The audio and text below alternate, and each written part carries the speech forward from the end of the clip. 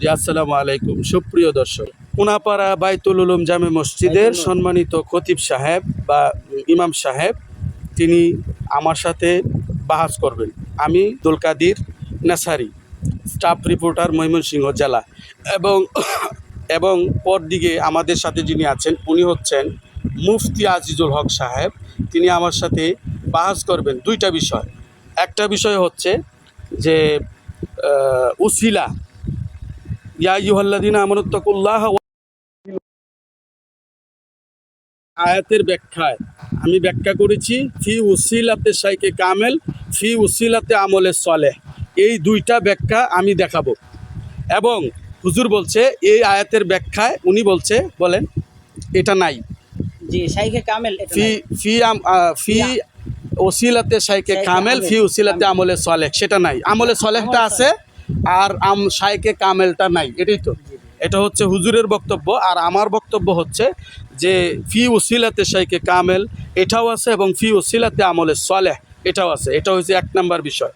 দুই নাম্বার বিষয় হচ্ছে আমি বলেছি জিক্রুল আম্বিয়া মিনাল ইবাদাতি ওয়া যিকরুস সালিহিনা কাফারা, ফতুল খবিরের দ্বিতীয় খণ্ডের 20 নম্বর পৃষ্ঠায় এই হাদিসটা মজুদ আছে। আমি সেই হাদিসের ব্যাখ্যায় আমি বলেছি যে নবীজির নাম মুখে নিলে হয় এবাদত, আর অলি আল্লাহর নাম মুখে নিলে অতীতের গুনার কাফারা আদায় হয়।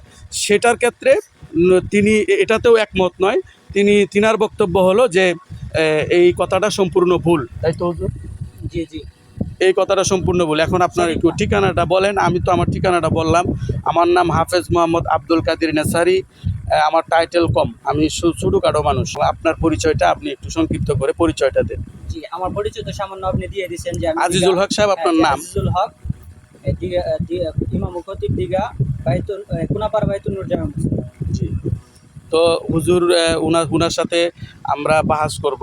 তিনি বাহাসে রেডি আছেন। তো সেক্ষেত্রে আমরা যেহেতু ভিডিও করতেছি, ভিডিও এটা একটা ডকুমেন্ট, কারণ আমি সাংবাদিক মানুষ, ডকুমেন্ট ছাড়া কোনো কাজ করি না। সুতরাং এই ডকুমেন্টটা হচ্ছে এখানে কিন্তু অসংখ্য মানুষও রয়েছেন, যেমন এখানে রয়েছেন জনাব ফিরোজ আলী ভাই, এবং এখানে এই আরও অনেক এলাকার গণ্যমান্য অনেক মানুষ এখানে কিন্তু রয়েছেন। আপনারা দেখতেই পাচ্ছেন, সকলকে আমি তুলে রাখছি। তো এই দুইটা বিষয় আমরা কথা বললাম, এই দুইটা বিষয়ে আমরা বাহাস করব। বাহাসের একটা ডেট নির্ধারণ হবে। আমি যদি এই বিষয়টা কুরআন এবং হাদিস থেকে দেখাতে পারি এবং যদি সেটা সঠিক হয় তাহলে কি হবে, আর যদি সেটা সঠিক না হয় তাহলে কি হবে? জি, যদি আপনার ব্যাখ্যা সঠিক হয় তাহলে অবশ্যই আমরা মেনে নিব, আর যদি সঠিক না হয় তাহলে মানবো না। আচ্ছা, ঠিক আছে। তো সেক্ষেত্রে বাহাসটা কোথায় করবেন? আপনি বলেন কোথায় করবেন।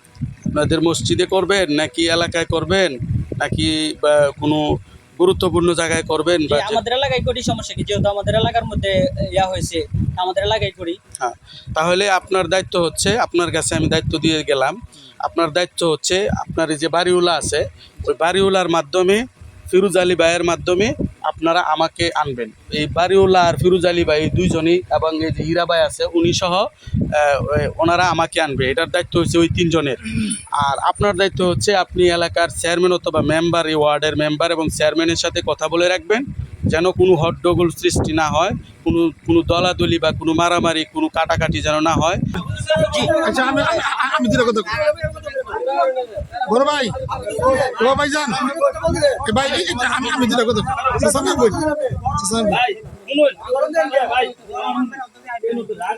আচ্ছা, আমি লাইভে কথা হইতেছে।